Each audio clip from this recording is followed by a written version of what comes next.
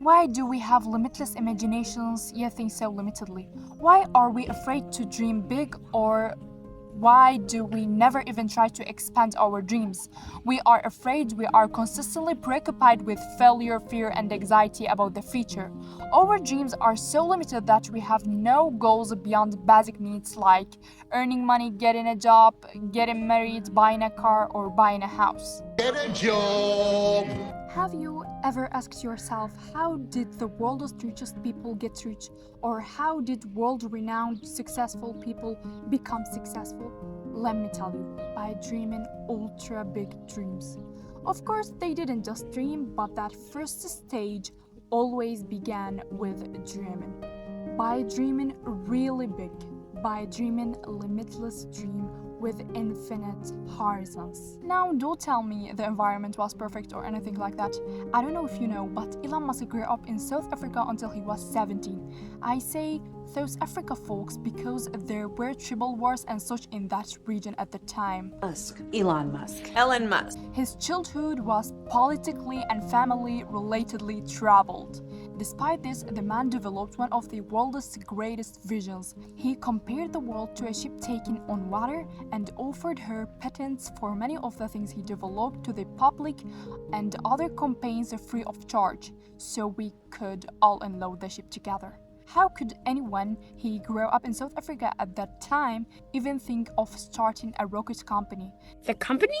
What company? Not only that, but Thomas Edison was able to invent long-lasting electric lighting, despite it being called a pointless fad, what nonsense at the time. What? Nonsense! His vision wasn't just to produce light bulbs, it was to power entire cities and illuminate them at night, laying the foundations for the modern world, and he succeeded.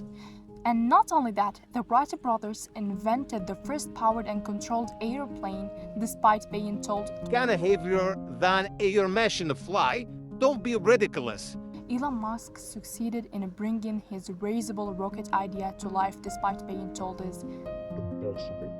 Radia Perlman, known as the mother of the internet, laid one of the most important foundations for today's indispensable internet.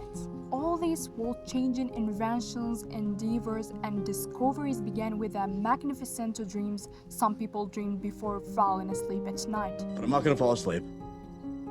You can't fall asleep in a dream. So what's the difference between them and us? They can dream and think such beautiful, powerful, and grand dreams. But why can't we see? Why is our vision so narrow? It's as if we are trapped in a cage, as if we were trapped in a teeny room, unable to move, unable to see what's beyond the walls. They find themselves trapped in a crazy cage made of Nothing in a cage. You've never had parakeet? There are only white walls and our own handwriting on them. However, if we could break the cage, we will realize that we have wings. If we could break down the walls, we could run faster. So why can't we break down these walls? Why are we so weak, limited, and helpless? What's the difference between us and the people I just mentioned? Or what do they have in common? They all had one thing in common. Neither where they live, nor their family, environment, nor money. What they did differently from the rest of us was reading books. Never read a book? Peter's never read a book. read the book. Yes, you heard that right. They were reading books, not once or twice a month or a year. As we know, there are even those who finish books almost every day among them. To better imagine how many books they read, I want to give you the following example. When Elon Musk was 9, he finished all the books in the library where he lived, I want to own a muffin store. and then he read the Encyclopedia Britannica, the world's oldest and the most reliable encyclopedia of knowledge in the library next door. You're in a library. Read a book. So they weren't reading to fill their spare time or to pass the time. They were reading to know what they didn't know. I don't know, have you ever heard of Elon Musk saying, "You have no idea what you don't know"? I didn't say that. Because we brag about the few things we do know and think we know everything. Our vision is so narrow, our vision doesn't develop. We are stuck in a cage. We have no idea of our wings, nor how vast the universe is. If we want to do this, there is only one way: read, read, read.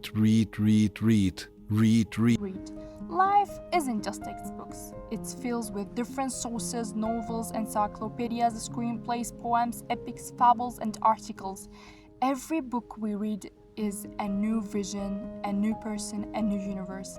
Inside every book we read are millions, billions, trillions of perspectives, heroes, and pieces of information waiting to take hold of our vision and expand it.